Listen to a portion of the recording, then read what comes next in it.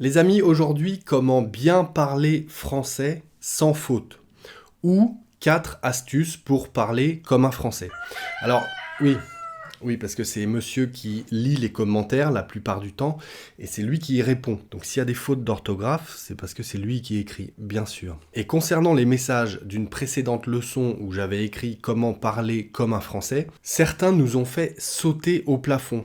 Quand je dis comme un français, c'est un mot-clé qui est très utilisé sur YouTube par les utilisateurs. Donc les créateurs de vidéos s'en servent comme mot-clé. Bref, c'est comme ça que fonctionne YouTube. Et l'expression parler comme un français n'a absolument rien de politique, discriminatoire, religieux. Quand je dis comme un français, c'est comme un francophone natif, quelqu'un qui vit en France. C'est géographique.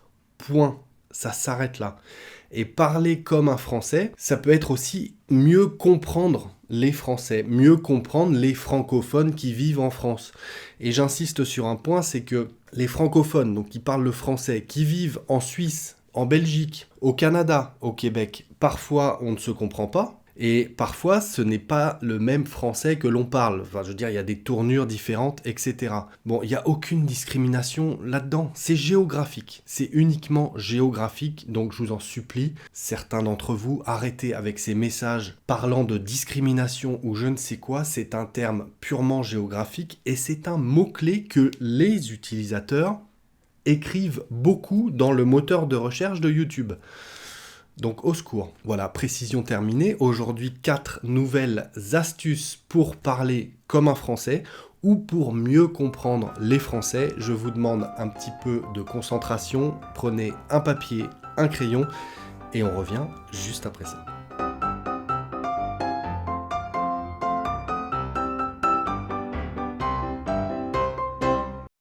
Bonjour à tous et bienvenue sur le Français by Alex. Je m'appelle donc Alex, j'ai créé cette chaîne pour vous aider à avoir l'air français en parlant, pour vous apporter des astuces pour mieux parler français. Allez voir les playlists que j'ai créées, j'ai trié les leçons d'une certaine manière pour aborder ce sujet de différentes façons. Donc si ça vous intéresse d'avoir l'air français en parlant, pensez à vous abonner et à cliquer sur la cloche à côté pour recevoir une notification à chaque nouvelle parution. Ceux que cela intéresse de recevoir les transcriptions de toutes les prochaines leçons, eh bien ça se passe sur le bouton rejoindre qui est juste à côté du bouton s'abonner à la chaîne. Vous pouvez cliquer sur rejoindre, il y a différentes formules pour recevoir les futures transcriptions des prochaines leçons pour devenir membre de la chaîne. Le premier prix mensuel étant à 2,99 €, ça vous permet de recevoir un email avec les transcriptions que vous pourrez lire de toutes les prochaines leçons. C'est très efficace pour apprendre, je vous le recommande vivement. Allez, on rentre tout de suite dans le vif du sujet avec la première astuce pour parler comme un Français ou pour mieux comprendre les francophones natifs quand ils s'expriment.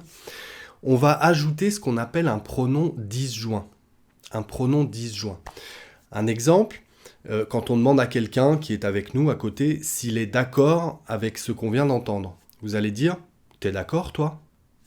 T'es d'accord, toi ?» On va rajouter ce « toi ». C'est un pronom disjoint, ça s'appelle. Si on parle de plusieurs personnes, on va dire « Ils sont d'accord, eux ?» Alors, elle est d'accord, elle ?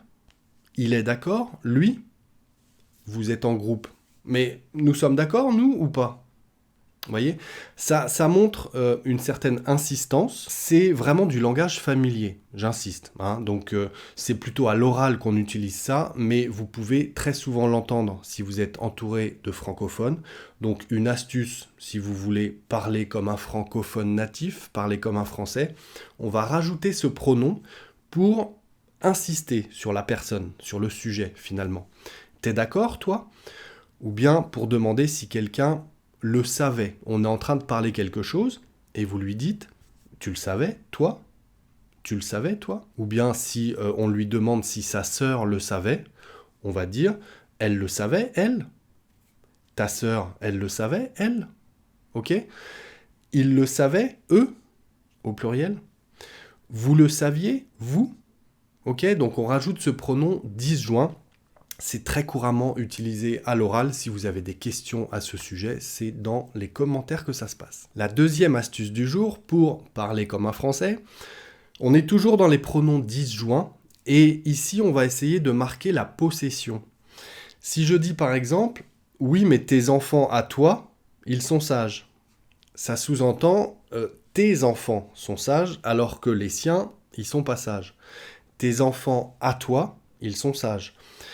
Ça marque l'insistance quant à la possession, j'ai envie de dire. Un autre exemple, un ami m'a prêté sa voiture, c'est vrai que sa voiture, elle est toujours sale. Et j'en parle à ma chérie et je lui dis « Oui, mais toi, ta voiture, à toi, elle est toujours propre. Ta voiture, à toi, elle est toujours propre quand je la prends. La sienne, elle est vraiment toujours sale. Ta voiture, à toi, elle est toujours propre. » Vous voyez ? C'est vraiment du langage parlé, c'est du langage familier, c'est pour marquer la possession, l'insistance sur la possession. Je parle de ta voiture à toi. Ok ? La troisième astuce pour parler comme un Français, c'est dans la formule interrogative « qu'est-ce que ?» c'est de supprimer le « que » quand le pronom sujet de la phrase est « tu ». Ok ? Donc dans « qu'est-ce que ?» on va supprimer le « que » quand le sujet de la phrase est « tu ». Ok ? Un exemple, qu'est-ce que tu en penses ? Quand on demande à quelqu'un ce qu'il pense de quelque chose, qu'est-ce que tu en penses ? Eh bien, à l'oral, on entend très souvent « qu'est-ce que t'en penses ?» C'est moche, ok ? Je ne dis pas qu'il faut parler comme ça. Je dis que très souvent, ceux qui sont entourés de francophones natifs, vous risquez d'entendre ça. Maintenant, vous savez ce que ça veut dire. Et si vous avez envie de faire pareil, allez-y, faites pareil. Ça reste du langage parlé uniquement. Qu'est-ce que t'en penses ? Un autre exemple, qu'est-ce que tu dis ? Je n'ai pas entendu. Qu'est-ce que tu dis ? Qu'est-ce que tu dis ? On supprime le que. Ou qu'est-ce que t'as dit ? Qu'est-ce que t'as dit ? Encore un exemple, vous êtes au calme à la maison, votre chérie est dans le jardin, vous êtes dans le salon, vous l'appelez, vous dites « Qu'est-ce que tu fais ? Qu'est-ce que tu fais ?» On va pas dire « Qu'est-ce que tu fais ?» On peut le dire, évidemment que c'est correct, mais très souvent on entend à l'oral « Qu'est-ce que tu fais ? Qu'est-ce que tu dis ? Qu'est-ce que t'en penses ? Qu'est-ce que tu veux ?» qu'on entend très bien. Quelqu'un vous appelle « Qu'est-ce que tu veux ? Qu'est-ce que tu veux ?» Ok, c'est du langage parlé, c'est pas joli, mais tous les Français, en tout cas les 3/4, parlent comme ça. Donc c'est bon à savoir, vous en faites ce que vous voulez les amis. Notre quatrième astuce du jour pour mieux comprendre les Français ou parler comme un Français, ce sont les interjections. Les interjections, ces petits bruits qu'on fait à l'oral pour exprimer telle ou telle chose, tel ou tel ressenti. Voilà, il y a différents exemples. Le premier, pour exprimer l'empressement, pour montrer à quelqu'un qu'on est pressé, qu'il faut se dépêcher. On va dire « Allez, zou !» Zou, on y va. Alors zou, vous l'écrivez comme vous voulez, Z-O-U. Allez, zou, on y va. Zou, on est parti. On entend très souvent ça à l'oral. Faut partir à l'école le matin, vous avez un enfant dans chaque main, et puis ils traînent, ils n'ont pas envie d'y aller, etc. Vous êtes en retard, vous dites « Allez les enfants, zou, on y va ». Zou, on y va. Ça, c'est un truc, désolé de leur dire, mais très français, qu'on entend très souvent. À l'inverse, on va reprendre l'exemple des enfants qui vont à l'école.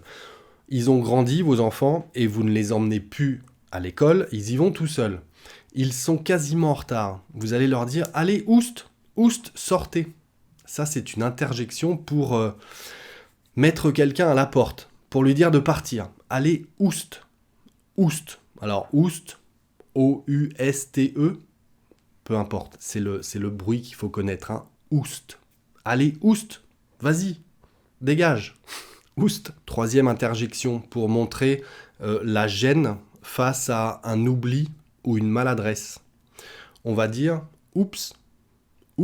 Vous arrivez chez vos beaux-parents, donc chez les parents de votre chérie, un dimanche midi pour fêter l'anniversaire de votre belle-mère. Vous deviez apporter le gâteau d'anniversaire, et là, votre chérie vous regarde et vous dit « Ne me dis pas que tu as oublié le gâteau d'anniversaire ». Et là, vous allez dire « Oups, j'ai oublié le gâteau d'anniversaire ». Alors, ça, c'est un oubli. La maladresse, ça pourrait être vous l'avez amené, le gâteau d'anniversaire, et vous le faites tomber devant la porte d'entrée de la maison des beaux-parents.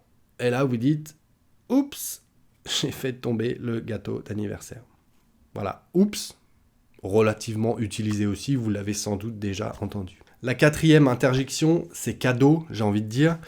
Et c'est un outil que je vous recommande pour éviter ces deux mots très moches qu'on entend beaucoup trop souvent en français et qui sont vulgaires. Ces deux mots qui commencent le premier par M et qui finit par erd. Et le deuxième qui commence par un P et qui finit par utin. Ok, je vous fais pas un dessin, vous avez compris. Je vous propose d'utiliser zut.